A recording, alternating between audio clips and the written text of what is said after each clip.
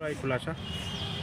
कल जैसा आप सभी को विदित है कि हमारे यहाँ एक सूचना प्राप्त हुई थी कि कालीबाड़ी रोड है, उसमें एक बुजुर्ग जिनका नाम कौशल किशोर गुप्ता है, उनकी हत्या कर दी गई है। तो उनके पुत्र जो सुमन सौरभ है, उनके फर्द बयान पर हमने विठलपुरा कांड संख्या 12/25 दर्ज किया और अनुसंधान शुरू किया।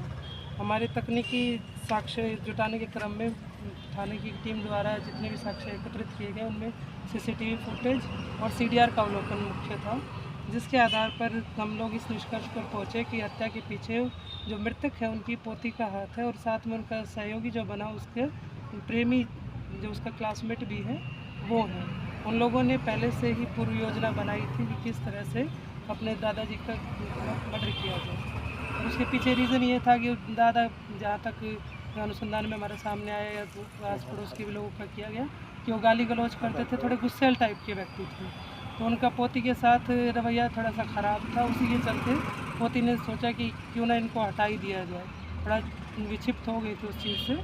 तो उसको देखते हुए इन लोगों ने प्लान बनाया। दूसरा उन्होंने सहारा लिया यूट्यूब पर उन लोगों ने वीडियो सर्च की किस तरह से मारा जाए, और फिंगरप्रिंट ना आए इसके लिए उन्होंने सर्जिकल जो ग्लव्स होते हैं उसका प्रयोग किया गया, और उनका प्रयोग करके चाकू की अरेंजमेंट की गई कि चाकू लाया जाए, उससे चाकू से गोदा जाए, ईंट से सिर पे भी वार हुए हैं, और इस तरह से इन्होंने इस घटना को अंजाम दिया। अफेयर है, दोनों ने स्वीकारा है कि क्लासमेट भी हैं दोनों, तो वो चीज़ सामने आई है। जिस समय सिर पे मैम वार किया गया था तो वो जो बुजुर्ग थे उनकी आवाज़ नहीं आई थी क्या? घटना किस तरह से हुई थी कि जब ये लोग कमरे में एंटर किए तो वो जग गए थे, तो जैसे ही खड़े हुए तो पहले रिंच से सिर पे मारा गया, एक रिंच भी मिली है हमें, और उससे जैसे सिर पे मारा तो आवाज़ आने लगी तो बेडशीट से उन्होंने मुंह बांध दिया, और लड़के ने फिर सिर पे पत्थर से वार किया, ईंट वहीं नीचे बेड के नीचे लगी हुई थी, और लड़की ने चाकू से गोदना शुरू कर दिया, और जो मृतक है उनके शरीर पर 37-38 चाकू के निशान हैं जो गोदे गए हैं।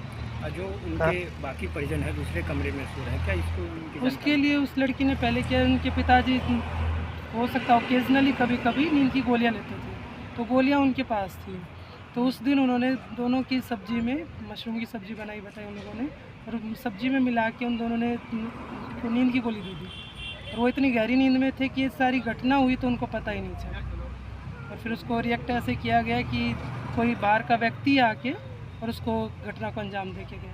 ये पहले से प्लान करके रखे हुए थे? ये पहले से प्लान था, 1-2 बार इनकी पूर्व योजना भी बनी कि कर दिया जाए, लेकिन मौका ना मिल के या कुछ आपसी सहमति नहीं बनी, तो इस दिन को इन लोगों ने चुना कि इसको कर दिया जाए। हत्या के लिए जो चाकू इस्तेमाल किया गया था वो लोग कहाँ से? वो चाकू लड़के को बोला गया था कि तुम चाकू लेके आना, तो एक चाकू वो और एक रसोई वाला चाकू ऑलरेडी था, तो उसको उसने प्रयोग नहीं किया, लेकिन उस चाकू को भी साथ में दे के लड़के को कहा कि तुम खाली एक काम कर दो कि इसे बैग में ले जाओ और चाकू को कहीं जाके फेंक दो, और घर के तीनों मोबाइल, मम्मी पापा और उस लड़की का, तीनों मोबाइल उस लड़के को दे दिए कि जाके फेंक देना, ताकि शक ना जाए कि घर वालों का इन्वॉल्वमेंट है उसमें।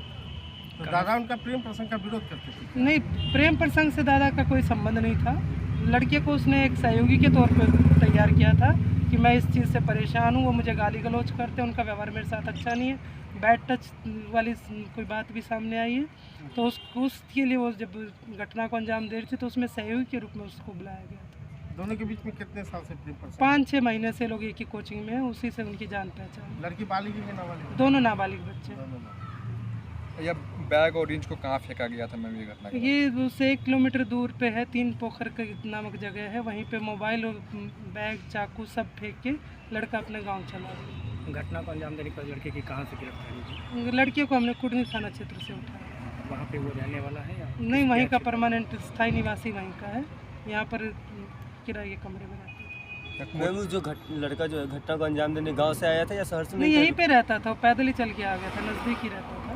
घर में कैसे प्रवेश किया? ऑलरेडी वो दरवाज़ा खोल के देख रही थी, सीसीटीवी फुटेज में भी आया कि लड़की बार बार झाँक रही है, वेट कर रही है आया कि नहीं आया, और उससे आने से पहले उन्होंने कॉल के लिए व्हाट्सएप का यूज़ किया ताकि उनकी हम सीडीआर में उसका नंबर ना पा सकें। घटना का टाइमिंग क्या रहा होगा? घटना 10:45 के आसपास लड़का एंटर करता है और 11:45 को निकल जाता है, लगभग 1 घंटे में वो सब। लड़का लड़की कौन से क्लास में पढ़ते थे? 11th क्लास के स्टूडेंट है दोनों। लड़की के जो माता पिता हैं उनको इस बात की जानकारी थी? नहीं जानकारी, उनको जानकारी आज सुबह लगी है जब हम लोग उनके घर गए हैं, तब उनको पता चला है कि इस तरह की घटना की गई है। प्रेम प्रसंग के बारे में भी जानकारी नहीं। प्रेम प्रसंग की भी जानकारी उनको नहीं। लाइए